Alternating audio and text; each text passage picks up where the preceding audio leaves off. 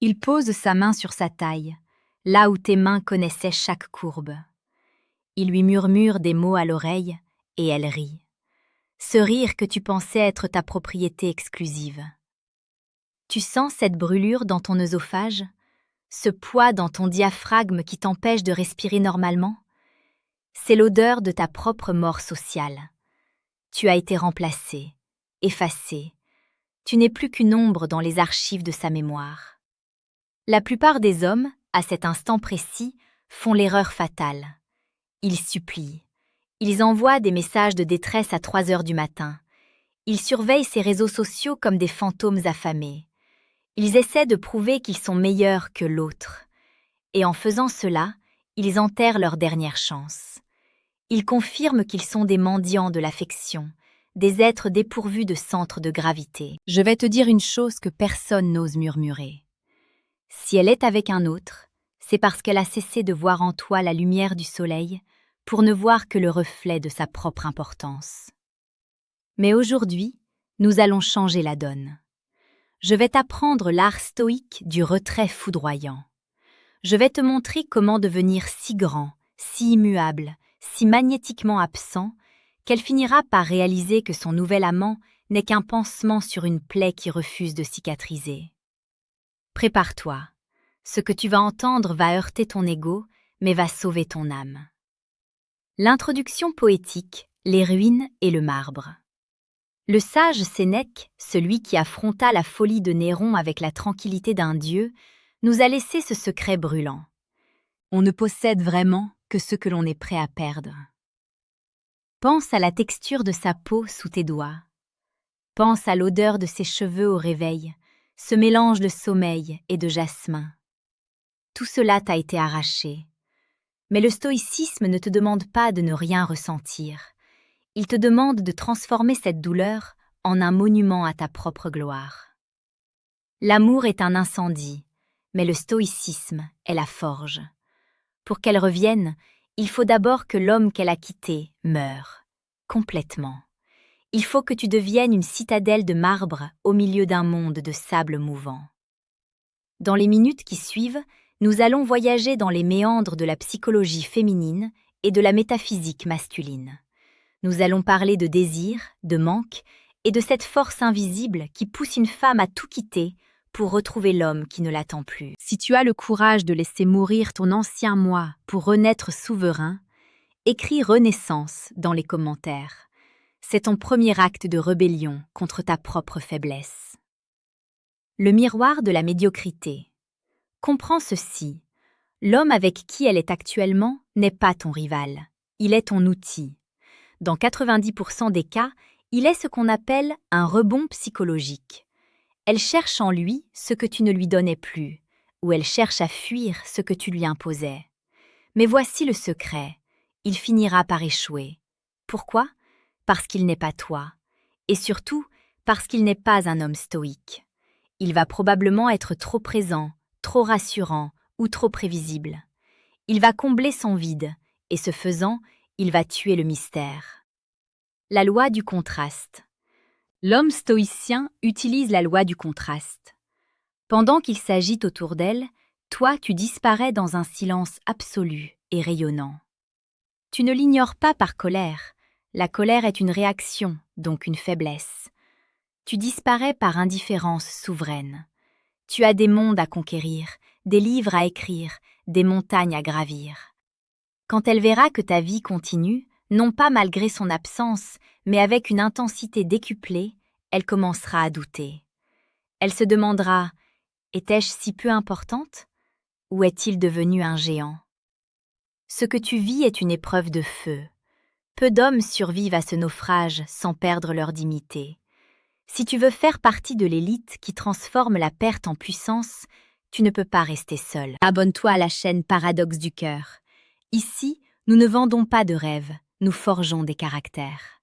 Rejoins cette lignée d'hommes qui ont décidé de ne plus jamais être les victimes de leurs émotions, mais les architectes de leur destin. V. Le secret stoïque, la présence radieuse de l'absence. L'érotisme du détachement. Le stoïcisme pur enseigne l'oikeiosis, le fait de se réapproprier soi-même. Pour qu'elle te suppliera de revenir, elle doit sentir que tu as retiré ton énergie de son existence. Scène de séduction inversée. Imagine qu'elle te croise par hasard dans 2 mois. Elle s'attend à voir un homme dévasté. Au lieu de cela, elle voit un homme dont la peau est plus saine, le regard plus tranchant, le corps plus solide. Tu lui parles avec une politesse glaciale et charmante. Tu ne mentionnes pas le passé. Tu ne poses pas de questions sur lui. Tu es là, mais tu n'es plus accessible. Tu es devenu un paysage magnifique qu'elle n'a plus le droit de visiter. La transmutation sensorielle. Le désir féminin est une plante qui pousse dans l'ombre du doute. En étant avec un autre, elle pense avoir fermé le livre. En pratiquant le stoïcisme, tu arraches les pages et tu écris un nouveau volume dans lequel elle n'est même pas un personnage secondaire. C'est cela qui crée l'obsession. Elle ne peut pas supporter l'idée que tu sois heureux sans elle. Commente souverain si tu es prêt à retirer ta lumière de sa vie pour mieux éclairer ton propre chemin. Il y a des moments où la philosophie ne suffit plus, où il faut des outils de guerre psychologique. Le chemin vers la souveraineté est semé de pièges. Tu auras envie de craquer. Tu auras envie de regarder sa story Instagram. Pour ne jamais faiblir, pour avoir en main les clés secrètes de la psyché et du commandement de soi, il existe un guide. Discrètement, au milieu du tumulte, j'ai placé une arme pour toi. Clique sur le 2e lien en description pour télécharger le livre « Le manuel brutal du séducteur stoïque ». C'est le prix de ta liberté. Ne le lis que si tu es prêt à assumer la puissance qui va avec. L'amor fati, aime ton destin. L'homme stoïque dit oui à la rupture. Il dit oui à la trahison. Pourquoi? Parce que c'est le carburant de son excellence. Si elle n'était pas partie, tu serais resté ce même homme médiocre et confortable. Sa trahison est le plus beau cadeau qu'elle t'ait jamais fait. Elle t'a rendu ta liberté et l'obligation de devenir exceptionnel. Exemple du quotidien. Chaque fois que tu as envie de lui écrire, fais 10 tractions. Chaque fois que tu penses à elle avec lui, lis 10 pages d'un livre d'économie ou de philosophie.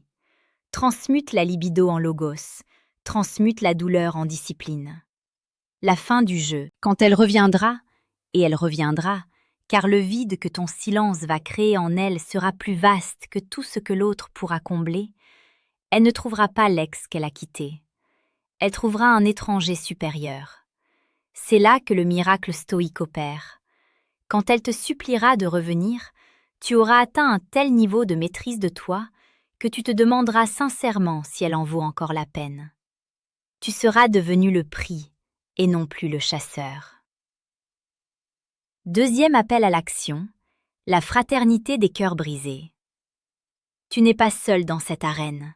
Des milliers d'hommes avant toi ont transformé leurs larmes en acier. Si tu veux continuer ce voyage, si tu veux que chaque jour soit une leçon de puissance, rejoins Paradoxe du cœur. Abonne-toi. Ne laisse pas la solitude te ramener vers tes anciens démons.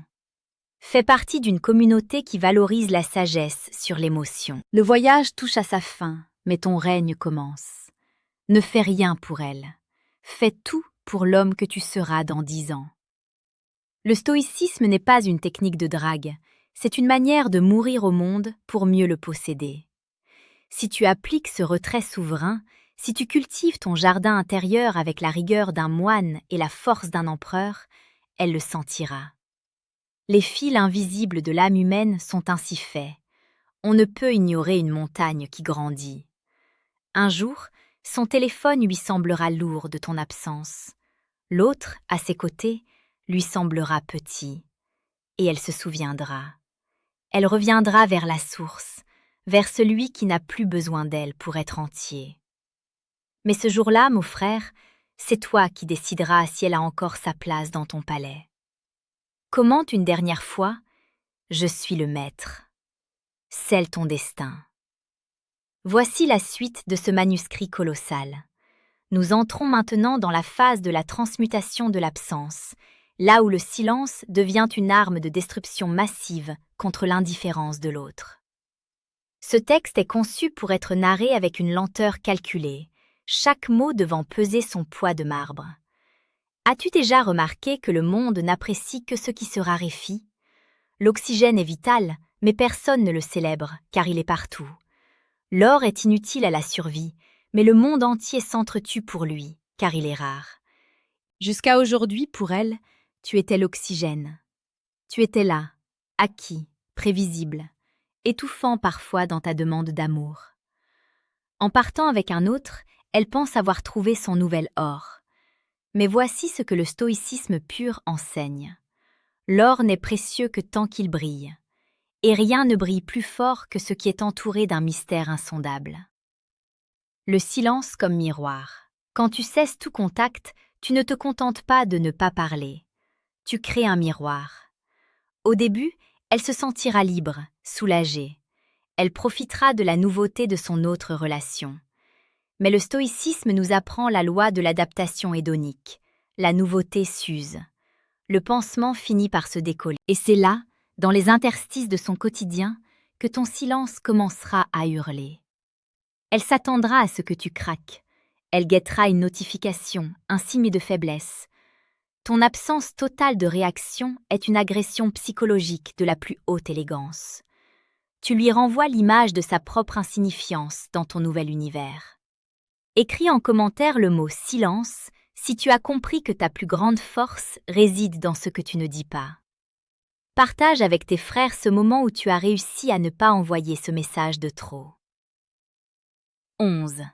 La psychologie de la comparaison inévitable. La bardante ande travaillant le métal dans une forge, des étincelles jaillissant dans l'obscurité. L'échec du remplaçant. L'homme qu'elle a choisi n'est qu'un contraste. S'il est gentil, c'est parce que tu étais trop dur. S'il est passionné, c'est parce que tu étais devenu tiède. Mais il n'est qu'une réaction. Il n'est pas une action souveraine. Marc Aurèle disait « Le bonheur de ta vie dépend de la qualité de tes pensées ». Si tu cultives une pensée de souverain, si tu deviens cet homme qui s'entraîne, qui étudie, qui bâtit sa citadelle intérieure, tu développes une aura que l'autre ne pourra jamais imiter. Scène de vie réelle. Imagine-la dans quelques mois. L'excitation des débuts avec son nouvel amant est retombée. Ils sont dans un café. Il est là, peut-être trop empressé à lui plaire, peut-être trop inquiet de la perdre. Et soudain, elle pense à toi. Non pas à l'homme brisé qu'elle a laissé, mais à l'image qu'elle a maintenant de toi. Cet homme qui n'a pas bronché, qui a disparu dans la gloire de son propre silence. Elle commence à comparer. Ton calme contre son agitation, ta force contre sa complaisance. À ce moment-là, son nouvel amant devient sa prison, et ton souvenir devient sa seule évasion. La transmutation du désir, l'oïkéiosis de l'âme. Transformer l'agonie en charisme. La douleur d'être remplacé est un venin, mais le stoïcien est un alchimiste. Il prend ce venin et en fait un sérum de puissance. Chaque lueur de jalousie que tu ressens doit être convertie en une répétition supplémentaire à la salle de sport, en une heure de travail en plus, en une page de sagesse lue. C'est ce que j'appelle la présence spectrale. Tu n'es pas là physiquement, mais tu occupes tout l'espace mental. Pourquoi ? Parce que tu es devenu un mystère irrésolu. Exemple concret. Tu ne postes rien sur les réseaux sociaux pendant des semaines. Puis, une seule photo. Non pas de toi en train de faire la fête, mais une photo de toi en train d'accomplir quelque chose de grand. Une montagne gravie, un projet terminé. Ton visage est serein. Tu ne regardes pas l'objectif, tu regardes ton destin. Elle verra cette photo, et elle verra que tu n'es pas en train de mourir sans elle. Tu es en train de naître. À cet instant, les rôles s'inversent. C'est elle qui commence à te poursuivre mentalement. 13. Deuxième appel à l'action. La fraternité du paradoxe. Nous sommes à la moitié de ce voyage intérieur. Ce que tu apprends ici est une connaissance interdite par une société qui veut des hommes faibles et prévisibles. Tu es en train de te réveiller.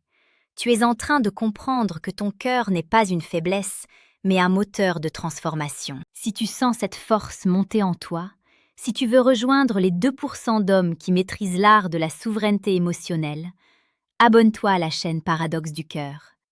Ne laisse pas ton esprit s'endormir à nouveau. Nous sommes les gardiens de ta grandeur.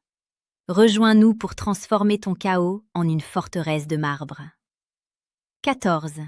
La scène de la rencontre. Le test final du sage. L'indifférence bienveillante. Le moment viendra. Elle te croisera ou elle t'enverra un message innocent.